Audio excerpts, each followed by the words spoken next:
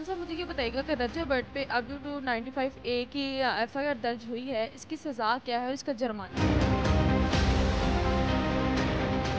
जब भी हमने किसी को डिफेम करना होता है या किसी को गिराना होता है या उसे उसकी तरक्की की राह में रुकावट बनना होता है तो हम मज़हब काट खेलना शुरू कर देते हैं।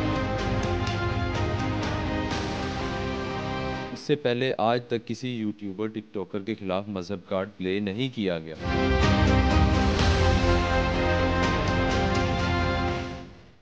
अस्सलामुअलैकुम नाज़रीन, आपकी मेज़बान तैयबा अवान आपकी खिदमत में हाजिर है और आप देख रहे हैं डबल AM न्यूज़। नाज़रीन, आज हमारे साथ मौजूद है सैयद ज़मान बुखारी एडवोकेट, जो कि रजब भट्ट के दोस्त भी हैं। लेकिन आज अगर हम बात करते हैं रजब भट्ट के बारे में, तो रजब भट्ट नंबर 1 यूट्यूबर पर आते हैं, व्लॉगर हैं, लोग उन्हें जानते हैं और काफ़ी लोग उनके फैंस थे। अभी रिसेंटली रजब भट्ट ने अपना एक व्लॉग रेडी किया जिसमें उन्होंने क्रिश्चियन कम्युनिटी के एक बंदे को ईसाई कह दिया, और आपको पता है कि इनको ईसाई कहना जुर्म है और बहुत से लोग इस बात का गुस्सा भी करते हैं। अब रजब भट्ट पे निश्तर में रिसेंटली एक केस हुआ है, वो केस क्या हुआ है और उसकी पैरवी कैसे की जा रही है, वो आज हम ज़मान बुखारी एडवोकेट से जानते हैं। अस्सलाम वालेकुम। वालेकुम अस्सलाम। सर कैसे हैं आप? अल्हम्दुलिल्लाह। मिस आप कैसे हैं? अल्हम्दुलिल्लाह बिल्कुल ठीक ठाक। रिसेंटली जो रिश्तर में रजब भट्ट पर केस हुआ है, वो किस चीज़ का हुआ है, हमें ज़रा वो बताइएगा। जी, अभी रिसेंटली जो निश्तर कॉलोनी में केस हुआ है वो एक मजहबी जमात की तरफ से उसके अगेंस्ट हुआ है 295A। 295A होता है तौहीन मज़हब का। ठीक है, ये उससे जिसमें आप किसी के मज़ाहिब के एहसासात को मजरूह करते हैं, उस बेस के ऊपर 295A लगती है। अगर हम बात करें, अब वो केस करवाया किसने है और अब इसकी पैरवी कैसे की जा रही है और रजब भट्ट को इस केस से कैसे निकालें? देखिए जी, हमारे मुल्क में एक अलमिया है, ठीक है, जहाँ पे हम एक गिरोह की सूरत में जाते हैं जिसकी लाठी उसकी भैंस वाला हिसाब है।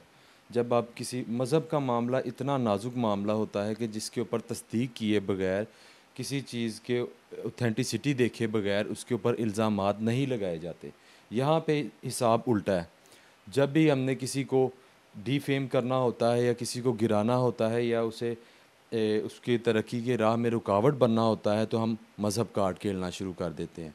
अब जब एक जत्थे की सूरत में किसी थाने के बाहर एक सियासी जमात या कोई भी मजहबी जमात या कोई भी लोग चले जाएंगे तो हालात को मद्देनज़र रखते हुए स्टेट भी कॉन्शियस हो जाती है। स्टेट उस हालात को कंट्रोल करने के लिए मजबूरन फिर एफआईआर लॉन्च करती है। अगर हम बात करें रजब भट्ट के, आए रोज़ कोई नए स्कैंडल्स, कोई नई बात सोशल मीडिया पे ट्रेंड कर रही होती है, आवाम रजब भट्ट को स्क्रॉल कर रही होती है, तो क्या वजह समझते हैं? या ये उसको डिफेम करने की कोशिश है या रजब भट्ट फेम हासिल करने के लिए ये सब कुछ कर रहा है? देखें जी, अभी तक पाकिस्तान में आप भी सोशल मीडिया से लिंक्ड हैं। आपने देखा होगा किसी बंदे ने इतने शॉर्ट टाइम पीरियड के अंदर इतने ज़्यादा फॉलोअर्स या इतनी ज़्यादा पब्लिसिटी अचीव नहीं की। रिसेंटली रजब भट्ट ने 6 मिलियन का मीटअप भी रखा और उसको कैंसिल कर दिया। आपको क्या पता है कि ये वजह क्या बनी और क्यों कैंसिल किया गया वो 6 मिलियन का मीटअप, जो कि जिसके लिए एक ग्राउंड जो है वो इनकाद किया गया था कि इस ग्राउंड में 6 मिलियन का जो है वो इफ्तिताह होगा, इफ्तारी करवाई जाएगी, आम पब्लिक वहाँ होगी। जी बिल्कुल, वो कैंसिल किया गया ड्यू टू सिक्योरिटी थ्रेट्स।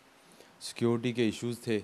इदारों ने हमें पहले एनओसी दिया, उसके बाद जब उन्होंने देखा कि हालात जो उनसे कंट्रोल नहीं रहेंगे तो फिर उन्हें मजबूरन एनओसी कैंसिल करना पड़ा।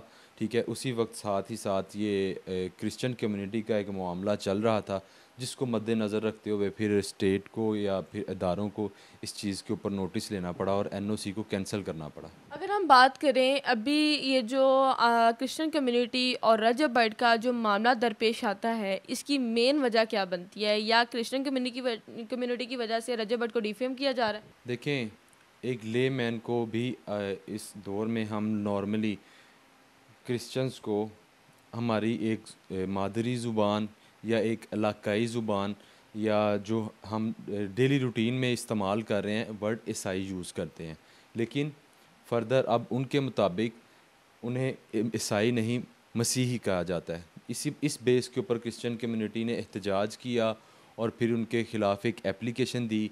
लेकिन जब हम एप्लीकेशन के लिए एसपी साहब के सामने पेश हुए तो उसके अंदर किसी किस्म का कोई ग्रीवियंस फाउंड नहीं हुआ कि जिसकी बेस के ऊपर उसके ऊपर कार्रवाई की जाती। लेकिन फिर भी on the basis of humanity grounds हमने उसके ऊपर अपोलॉजी किया और एक पॉजिटिव मैसेज कन्वे किया आवाम के अंदर कि इन्हें ईसाई नहीं, मसीह कहा जाए या क्रिश्चियन कहा जाए। अच्छा उस्मान साहब, मुझे ये बताइएगा कि रजब भट्ट पे अब जो 295A की एफआईआर दर्ज हुई है, इसकी सज़ा क्या है और इसका जुर्माना क्या है? देखिए, इफ़ ही फाउंड्स गिल्टी, अगर वो इसके अंदर जुर्म का इर्तिकाब उसके अंदर पाया जाता है तो 10 साल की सज़ा है और साथ में जुर्माना है। लेकिन एक चीज़ है, हम लोग देख रहे हैं, एक पढ़े लिखे माशरे के अंदर हम रहते हैं, हम लोग डेली रूटीन में देखते हैं कि कोई भी मुसलमान इस तरह का इर्तिकाब नहीं करता। ठीक है, अगर मुंह से प्रोनाउंस करना 295A या 295C मुंह से निकालने से आप किसी पे तौहीन मज़हब लगाते हैं, तो फिर हम वकला के ऊपर सबसे पहले लगनी चाहिए, क्योंकि हम डेली रूटीन के अंदर इन लफ्ज़ों को प्रोनाउंस करते हैं। आप देखें, अगर हम ईसाई वर्ड की अगर आप बात कर लेते हैं, हम लोगों ने भी स्टडी की, आपने भी की, कई किताबों में ईसाई का नाम यूज़ किया गया है, हर जगह लोग यही यूज़ करते हैं। तो क्या लगता है कि सिर्फ एक रजब भट्ट पे ये जो केस हुआ है, इससे पहले का किसी पे केस हुआ है या आने वाले वक्त में ये केस किया जाएगा? इससे पहले ना तो मैंने किसी जगह पे देखा है, सिर्फ 2018 में साकिब निसार साहब की एक जजमेंट आई थी, उसके अंदर उन्होंने एक डिसीजन दी थी कि इन क्रिश्चियन कम्युनिटी को ईसाई मुखातिब नहीं किया जाएगा, इन्हें मसीह कहा जाएगा। लेकिन उसके बारे में मोस्टली, बल्कि 90% of the people except the Christian community, किसी को नहीं पता था कि उन्हें ईसाई कहना है या उन्हें मसीह कहना है। ठीक है, देखें, अगर इस बात के ऊपर आप आएंगे तो हमारे निसाब के अंदर भी वर्ड ईसाई इस्तेमाल होता है।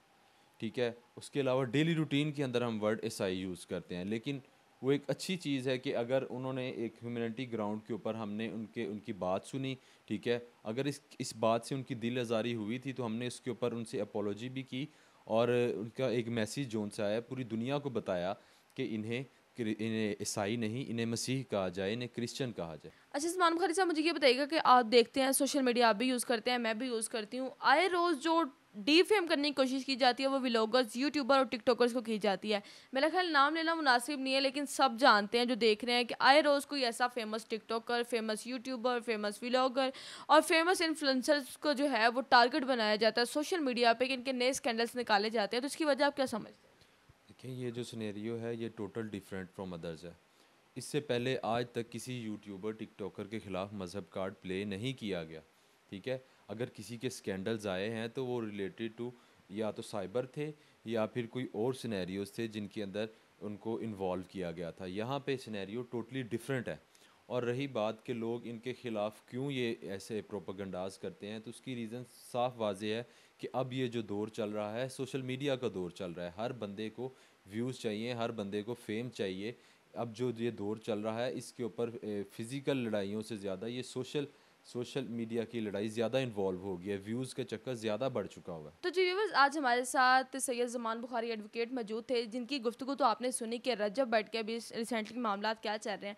मेरा आप लोगों से सवाल है कि अगर कोई इन्फ्लुएंसर है, कोई व्लॉगर है या कोई फेमस टिकटॉकर है, तो हमारी पब्लिक क्यों उसको इतना ज़्यादा सोशल मीडिया पर स्क्रॉल करने लग जाती है और उनको डिफेम करने की कोशिश की जाती है? रजब भट्ट के मामले में आप लोगों की क्या राय है, आपने लाजमी कमेंट सेक्शन में बताना है।